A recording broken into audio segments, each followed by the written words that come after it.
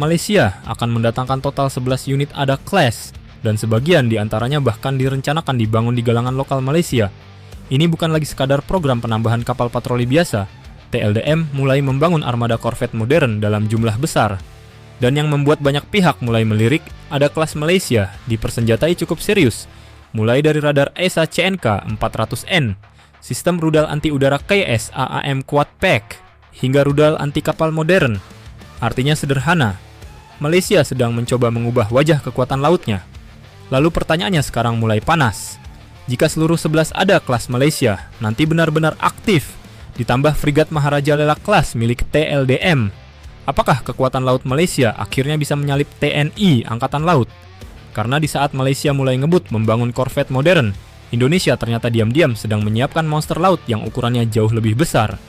4 frigat Balaputra Dewa Class, 2 PPA Brawijaya Class, 2 frigat Istif Class, dan seluruh kapal itu bukan lagi kategori korvet ringan.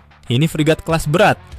Jadi sekarang pertanyaannya bukan lagi siapa yang lebih modern, tetapi apakah armada korvet modern Malaysia cukup untuk menandingi bahkan menyalip hegemoni fregat segede gaban milik TNI Angkatan Laut?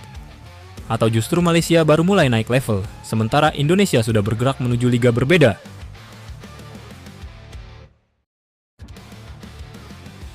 Malaysia memang mulai berbahaya.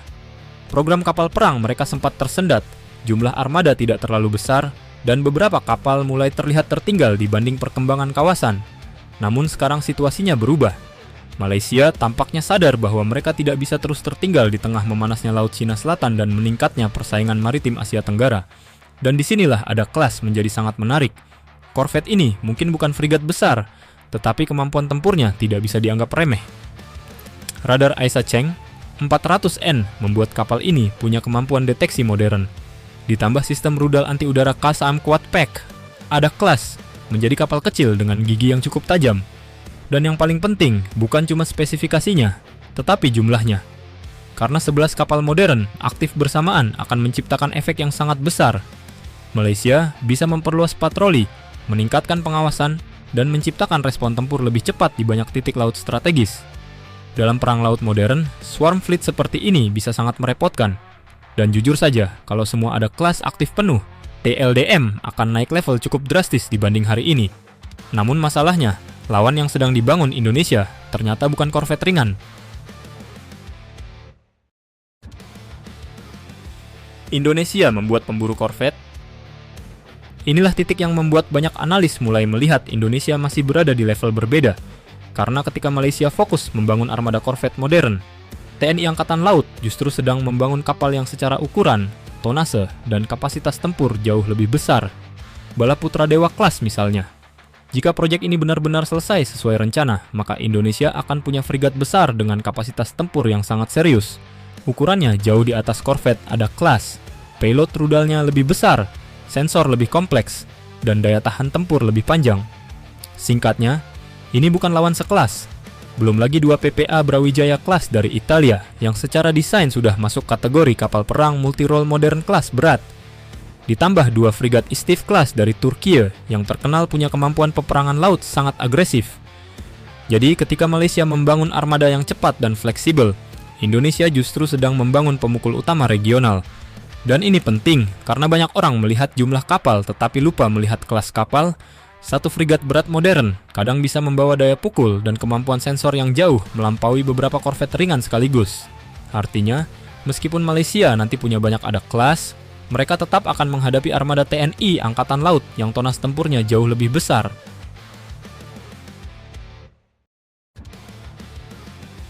Jadi apakah TLDM bisa menyalip TNI Angkatan Laut? Kalau berbicara peningkatan kekuatan, jawabannya jelas iya. TLDM sedang berkembang sangat cepat. Dan jika semua program berjalan lancar, Malaysia akan memiliki armada laut yang jauh lebih modern dibanding beberapa tahun lalu. Tetapi kalau pertanyaannya adalah apakah mereka bisa menyalip TNI Angkatan Laut, jawabannya masih terasa sangat berat. Karena Indonesia bukan hanya menambah kapal, Indonesia sedang membangun struktur armada regional. Marta Dinata Class sudah aktif. Balaputra Dewa Class sedang disiapkan. PPA Brawijaya datang, Istif Class datang, dan seluruh kapal itu bermain di kategori frigat modern kelas berat. Belum lagi Indonesia punya armada pendukung lain yang jauh lebih besar. Kapal selam, kapal amfibi strategis, pesawat patroli maritim, hingga jaringan pangkalan yang tersebar di wilayah laut sangat luas. Artinya, Indonesia bukan hanya membangun armada untuk patroli, tetapi membangun kemampuan sea control. Dan disinilah perbedaan besar mulai terasa. Malaysia membangun armada untuk memperkuat pertahanan maritim nasional, sementara Indonesia perlahan membangun armada yang bisa mempertahankan hegemoni laut kawasan.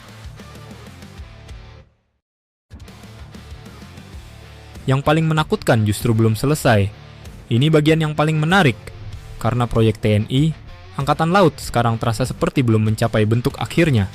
Bala Putra Dewa belum selesai, PPA sudah datang penuh, Istif belum aktif, modernisasi kapal selam terus berjalan, produksi rudal dan sensor lokal juga mulai bergerak.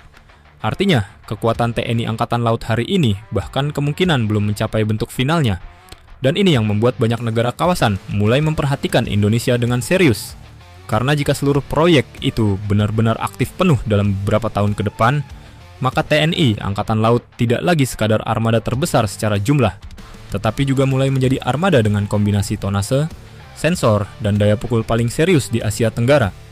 Sementara Malaysia baru mulai masuk fase percepatan.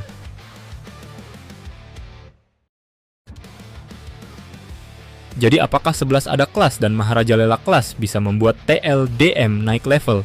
Jawabannya jelas bisa. Dan jujur saja, Malaysia sekarang mulai terlihat jauh lebih berbahaya dibanding beberapa tahun lalu.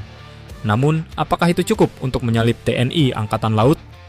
Disinilah jawabannya mulai terasa berat, karena Malaysia sedang membangun armada korvet modern yang cepat, efisien, dan fleksibel.